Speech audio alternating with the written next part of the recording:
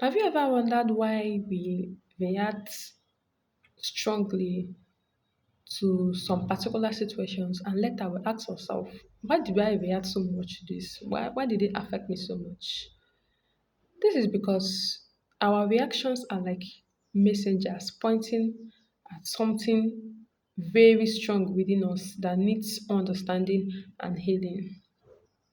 Good day, everyone. Welcome to day two of our emotional health talk.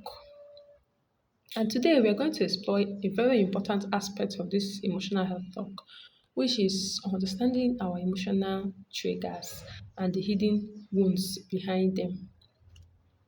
Today's section is not about blame or judgment, or rather, it's about compassion, awareness, and growth. Then we ask ourselves, what is emotional trigger? We say that an emotional trigger is anything that causes a strong emotional reaction, which can often be sudden and then intense, often out of proportion to what is happening at the moment. Then this trigger could be a voice or the tone used to say a particular word. It could be memories or places. It could be situations like being embarrassed, being ignored. It could even come as an internal trigger. It could come also as an external trigger too. But whichever way it comes, just know that your emotional trigger is not the problem itself. It's more like a signal. So we often ask ourselves, why do emotional trigger exist? Emotional trigger exists because of some suppressed emotions, because of some emotional wounds of the past, which could come as hurt, which could be feeling unsafe, unseen, unloved, or rejected. So what happens there is maybe you have seen yourself in a particular situation in the past. So when you face a similar situation in the present, your brain now, your brain reacts as if you are facing the same experience or you are facing the same old pain from the past. That's just what this emotional trigger is all about. Maybe you have been through a lot in the past. Maybe you have been rejected, you have been ashamed, you have felt ignored or unloved. Then presently you face similar situation. Your brain overreacts. You react as if you are being exposed to an old pain. So let's find out what these hidden emotional wounds are. We said that hidden emotional wounds are unresolved emotional injuries that result from past experience that we carry within us unconsciously. They may come as a result of childhood trauma, traumatic situations, family dynamics, school or work environment. It will come from many other things that we cannot list here. So we often refer to them as hidden because we don't often talk about it. Oftentimes we joke about them. Oftentimes we feel maybe they are not serious enough or they are not that bad, or we may believe we can minimize them by simply suppressing them. You understand? But and also too, we felt that we have learned to survive by them. So by suppressing those feelings, we left them unhealed. So when those emotions or such feelings are left unhealed over a long period of time, it becomes an emotional injury, which could influence our emotions and reactions and even our daily relationship with people. So, for example, let's talk about some common emotional wounds. their origin, their trigger, and our reaction to them. So let's talk about rejection wound. There are some people that has this wound.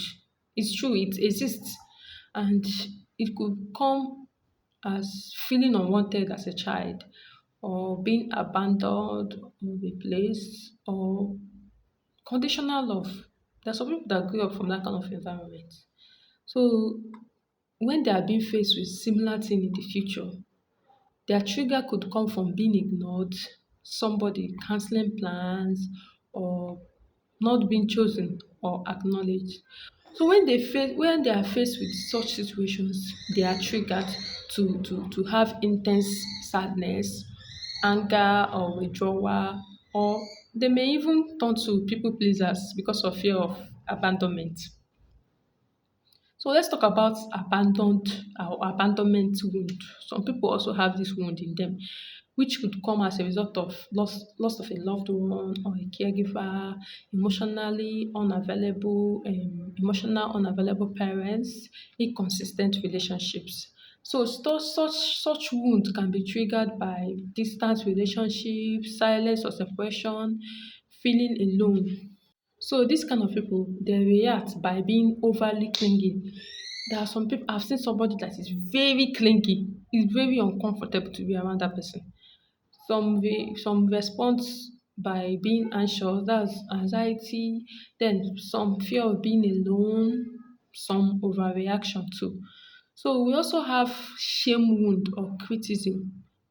This one comes from people that grew up from a background of or that grew up from an environment where the people around them are always harsh.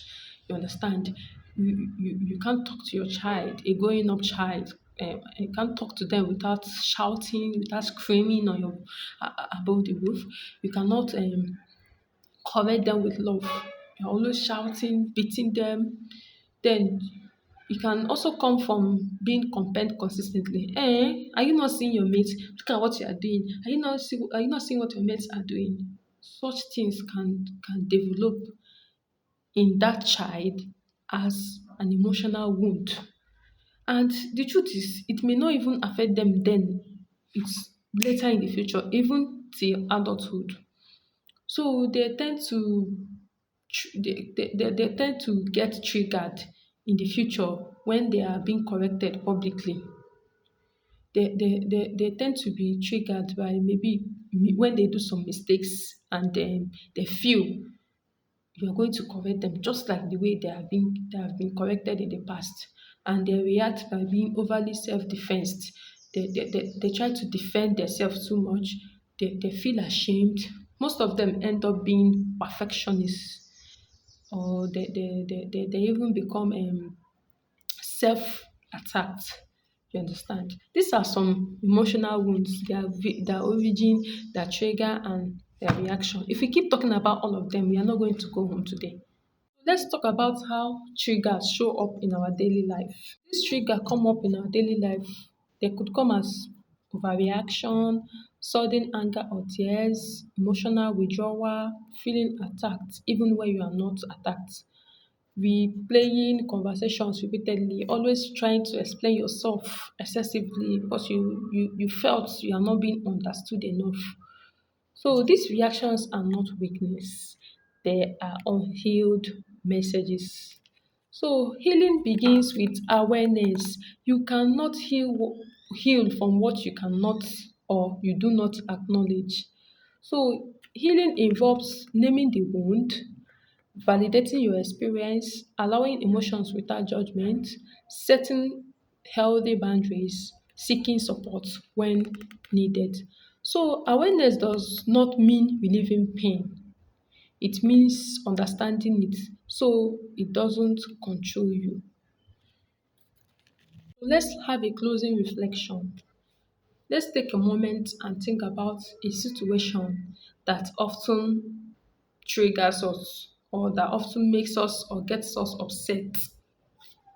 Write down the reaction you don't fully understand and ask yourself, what might this trigger be protecting? You may not find your answers now, But trust me, by the end of this 7 days emotional health talk series, you'll get your. So we have gotten to the end of our day 2 emotional health talk, and I really hope you understand what and all we've talked about. But I believe if there are some aspects that you don't get, you can just drop your questions at the comment section, or if you want it private, you can DM me privately and I will explain things to you. I was just rushing so that the video length wouldn't get too much. So tomorrow we are going to continue with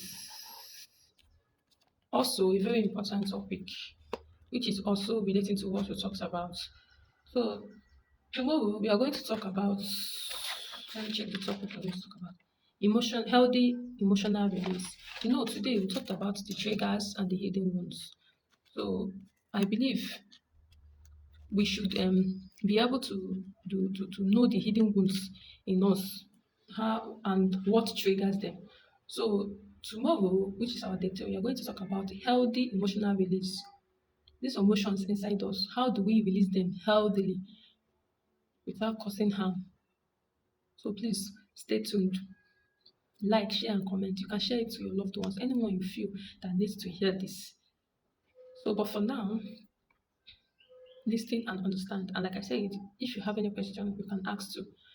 So, bye for now. See you tomorrow.